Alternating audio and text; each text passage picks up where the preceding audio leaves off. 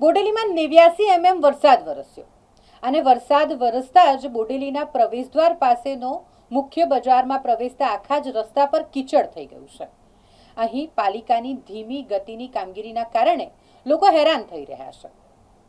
વિસ્તારમાં વાત કરીએ તો બોડેલી નગરમાં પ્રવેશ માટેનો જે પ્રવેશદ્વાર છે ત્યાં વરસાદી પાણીના નિકાલ માટે પાણીની લાઈન નાખવાની કામગીરી કરવામાં આવી હતી।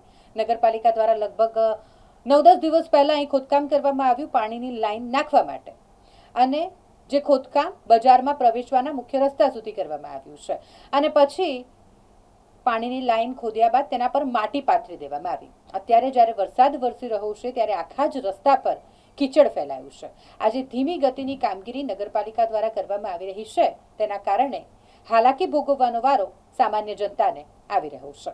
બોડેલીમાં લગભગ 89 mm વરસાદ વરસ્યો છે। વાતાવરણ ઠંડુ થઈ ગયું છે પરંતુ બોડેલી નગરપાલિકા દ્વારા બોડેલીના પ્રવેશ દ્વાર પર 9-10 દિવસ પહેલા હરખલી કોતરમાં વરસાદી પાણીના નિકાલ માટે પાઇપલાઇન નાખવા મુખ્ય બજારમાં પ્રવેશતા રોડને ખોદી નાખવામાં આવ્યો હતો। શરૂઆતમાં તો આ રોડ 2 દિવસ માટે તમામ વાહનો માટે બંધ કરાયો અને પછી રોડ પર માટી પાથરી દેવામાં આવી।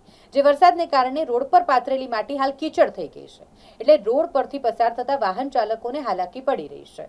વરસાદની શરૂઆત થતાની સાથે જ રોડ પર કાદવ કીચડ અને પાણી ભરાઈ ગયા છે જેનાથી વાહન ચાલકો મુશ્કેલીમાં મુકાયા છે।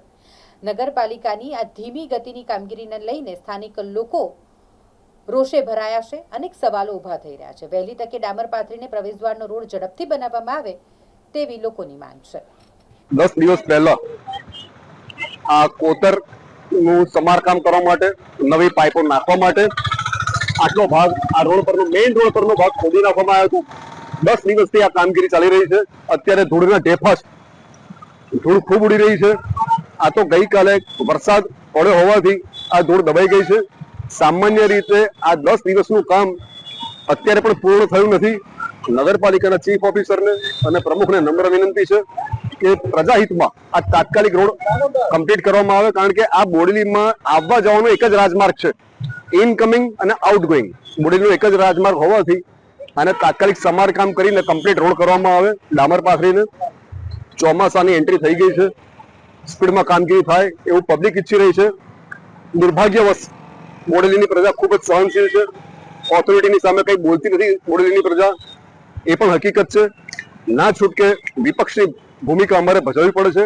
દુર્ભાગ્યવશ પ્રજાના દુર્ભાગ્યવશ પાલિકામાં કોઈ વિપક્ષ નથી એટલા માટે અમારે આ બાઇટ આપવી પડી રહી છે મીડિયા સમક્ષ અને મીડિયાના માધ્યમથી અમે નગરપાલિકાના ચીફ ઓફિસરને વિનંતી કરી છે આ કામગીરી વહેલી તકે 2 દિવસમાં પૂર્ણ કરવામાં આવે। Thank you very much Dilubhai Thakar.